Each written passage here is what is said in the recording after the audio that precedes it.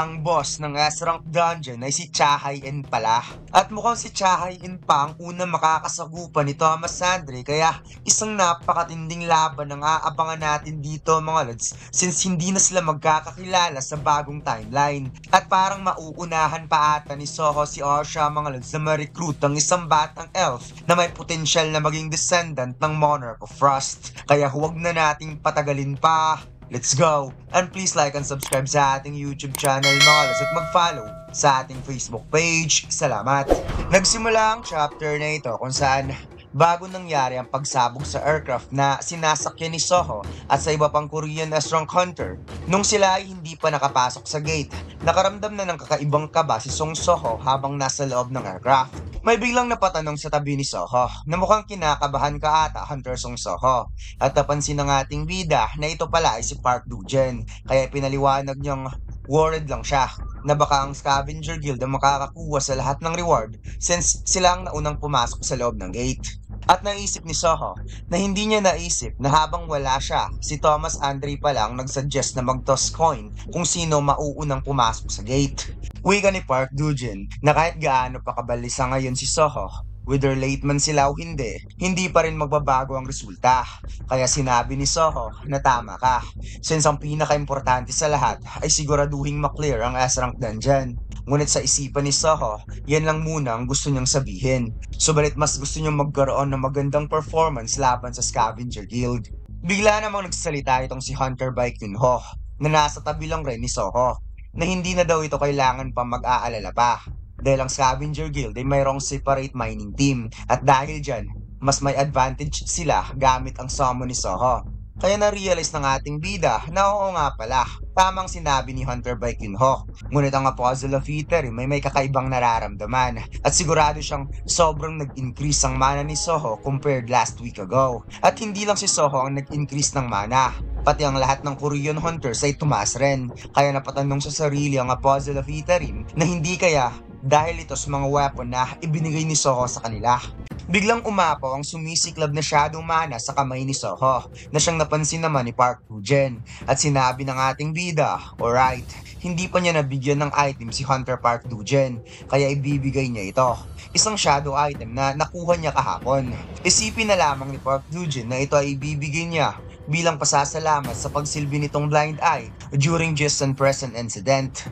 Nandilat ang mga mata ni Park Doo-jin na napatitig sa item at sinabihan niya si Soho na narinig niyang ang item na ito ay nilikha gamit ang ability mo. Pero kung ito ay nagva-violate sa kanyang personal na buhay, ngunit biglang napataas kamay si Soho na para bang napa-hold up at agad sinabing walang surveillance features o kahit na ano sa item na yan. At kung hindi ka sigurado, pwede mo namang hindi kunin ang item na yan. Biglang naalala ng Apostle of Ethereum ang sinabi sa kanya ni Arsha na since makakasama nito ang descendant ng Monarch of Shadow sa iisang raid, mas maganda kung magiging malapit siya kay Soho para kapag maging kampante ito, maaari niya itong backstabin anytime. Kaya kaagad niyang isinuot ang bracelet item at sinabing kung wala naman pala gagamitin niya ang item na ito sa tama. Biglang nagsalita itong si Hunter Choi Jong-in na nasa cockpit na parang nagsilbi siyang co-pilot ng captain na napasabing gagawin nating successful ang raid na to, Hunter Park Doo-jin, at sinabihan niya ang lahat na magstay focused dahil papasok na sila sa gate. At maya-maya nakapasok na sila sa gate at dito'y nakita nila ang napakalawak na bulubunduking snowfield kaya napangisnis na lamang ang mga S-Rank Hunters dahil first time nilang makakakita ng S-Rank Dungeon at mukhang mas malawak ang dungeon na ito kaysa sa inaasahan nila. Kaya napaisip sila kung kaya ba talaga nilang i-clear ang dungeon na ito sa loob ng isang araw. Biglang nag-aberya ang engine ng aircraft at unti-unting huminto ang pag-andar nito. Kaya sinabi ni Hunter Choi Jong-in na gaya ng inaasahan nila, mawawalan ng power supply ang eroplano kapag nakapasok na sa gate. Kaya sinabihan niya ang lahat na hindi na magtatagal ang aircraft na to. At nakikiusap siyang sumakay na ang lahat sa hinanda nilang safety capsule at handa ang kanilang mga sarili na magparachute pababa.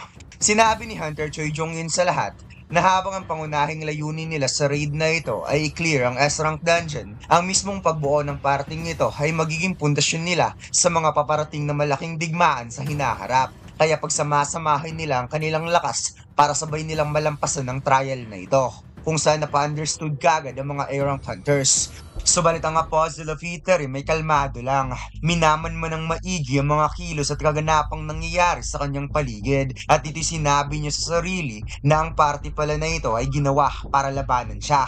Kaya pasensya na dahil hindi yun mangyayari ng ganun lang kadali na makikitang umapaw na nga ang mana ng Apostle of Iterim sa katawan ni Lee Yun-suk at sinabi pa niyang ang party na ito ay isa sa pinakamalaking sagabal sa plano niya kung saan gamit ang lightning na kapangyarihan ni Lee Yun-suk na sumisiklab sa kamay niya, lumikha lang naman ito ng matinding spark na sobrang ikinagulat ni Song Seoho dahil lumiyab mismo sa harapan niya ang pagsabog ng buong eroplano. Pagkatapos ipinakita ang matinding nangyaring pagsabog sa aircraft na parang mayroon lang namang pinasabog na bomba sa loob. Kaya napanganga ang isa sa mga hunter ng Scavenger Guild na napasabing, "Master, ang eroplanong sinasakyan ng Korean team ay sumabog." Ngunit si Thomas Andre namanghalang naman na napauwi kang gumawa ata ng flashy entrance ang Korean team, sabay lingon at nagpatuloy sa kanyang paglalakad. Napatanong ang kanyang hunters kung aalis lang ba ng ganun ang kanyang guildmaster. Ngunit wika ni Thomas Andre, "Bakit? Anong plano ang naisip mo? Gusto mo bang lagyan pa natin sila ng lapida?"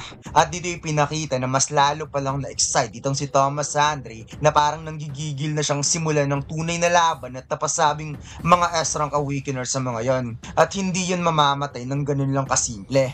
Kaya sinabihan niya ang kanyang hunter na huwag na nitong sayangin pa ang oras at handa na lamang ang sarili na makikitang nag-aabang na pala sa kanila mga naglalakihang reindeer para salubungin ng kanilang mga bisita. Pagkatapos bumalik ang eksena kung saan nakahiga si Seoho habang nilalamon na sa tigas ng yelo ang buhok niya. At sabing hindi niya naisip na sasabog na lamang bigla ang eroplanong sinasakyan nila. Paano kaya nangyari yun? At dahil sa pagsabog na yun, naghiwa-hiwalay tuloy sila. Pero mukhang nasa ayos lang naman ang lahat since ang mga shadow item na ibinigay niya ay nasa ayos pa naman. Sinabi ni Seoho na what if gagamitin niya ang mga shadow soldier para hanapin ng iba? O mas mabuting hahanapin niya ang buong party para samahan siya.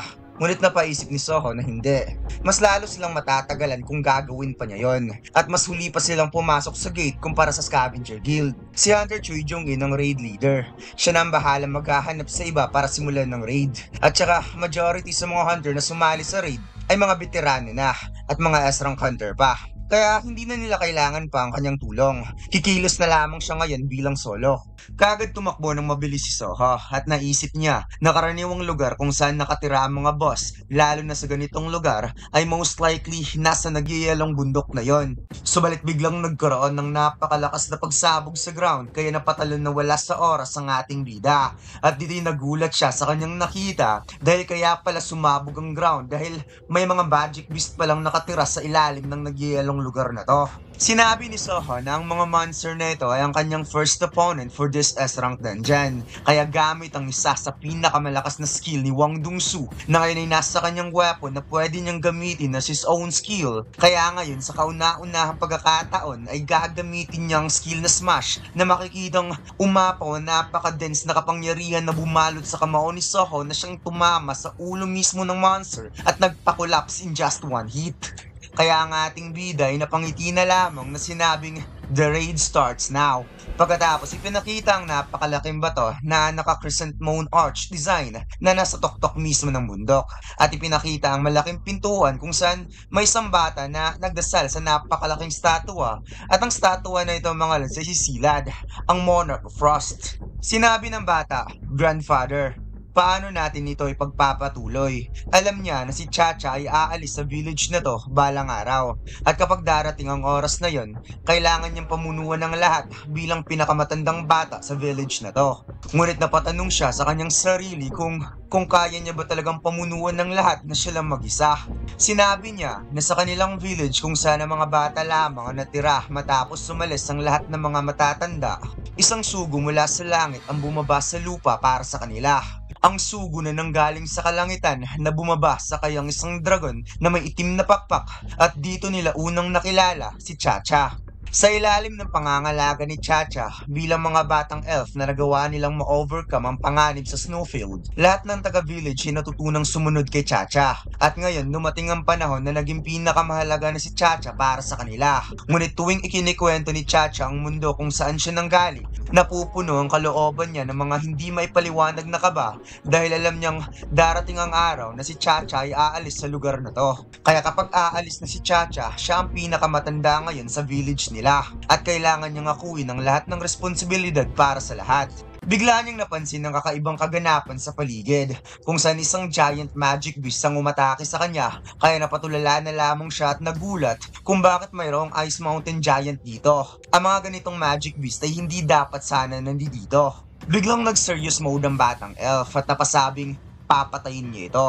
Kung kaya't napatwist na tumalan lang naman ang batang elf na iniwasan ng atake at kinuha ang kanyang dalawang dagger, subalit biglang sinuntok ng isang shadow soldier ang kapwa niya magic beast na na-extract. Kaya nagtataka na sobrang nagulat ang batang elf sa kanyang nakita at hindi siya makapaniwala na isang Ice Mountain Giant ang umatake sa kapwa niyang Ice Mountain Giant. Habang nandilat ang batang elf sa kanyang nakita, bigla niyang napansin na may nagsalita sa gilid na napasabing hindi niya inaasahang makakatakas pa ang isang yon. At ito pala si Soho na kinakausap si Bero. Nasagot naman ni Bero na mukhang matalino ata ang magic beast na to, yung Monarch. Iiwan nila ang kanilang grupo para makatakas kapag nakita nilang hindi pabor sa kanila ang laban. Kaya napatugon si Soho na susunod babantayin niya talaga ang mga ito para hindi na makawala pa. Mabilis na nagdash ang batang elf matapos niya maglanding sa ground, kung saan napazigzag movement pa siya bago siya tumalon para atakihin si Soho at sinabing kailangan niyang i-eliminate ang taong ito para balansihin ang snowfield. Subalit biglang nagkaroon ng katahimikan at dito ipinakitang nagulat na lamang ang batang elf sa kanyang nakita dahil isang mabigat na bloodlust pa lang pinadama ni Soho sa kanya at napasabing, "Are you magic beast as well?" At dito lang nagtatapos ang chapter na ito mga lods at hindi ko alam kung pareho tayo ng naisip mga lods at mukhang si Chahay yan ata ang boss ng dungeon na to. At nung una kong nakita ang image ng Monarch of Frost, akala ko talaga buhay pa ang Monarch na to. Ngunit na-realize kong statua lang pala to. At sa tingin ko dito mga lads, since unang nakita ni Soho ang batang elf na magiging leader in the near future, mukhang mas may advantage siya na una niyang ma-recruit ang batang ito bilang descendant ng Monarch of Frost. Since may quest si Osha na recruitin ng descendant ng Monarch of Frost sa loob ng S-Rank Gate. At dahil sa hindi magkasama ang batang ito at si Chahay-en, despite na si Chahay-en ang current leader ng kanilang village at siya ang pinaka-eldest and near future leader, malaki ang posibilidad na ang unang pinakamalakas na makakasagupan nito ang Masandre ay si Chahay-en. Hindi ko alam kung ano kaya magiging reaksyon ng mga Korean S-Rank Hunter kapag nakita nila si Chahay-en na magsisilbing boss sa S-Rank Dungeon. At ano kaya magiging reaksyon ni Chahay-en kapag nakita niya ng muli ang kanyang anak. Kaya malaki din talagang chance na kaya nilikha ng grupo ni Osha ang gate na ito dahil kay Chahay-en na may connection kay Song Soho. At dito lang muna magtatapos mga lods, next week ulit. Kaya huwag mo sanang kalimutan mag-like, comment at mag-subscribe sa ating YouTube channel at mag-follow sa ating Facebook page. Salamat!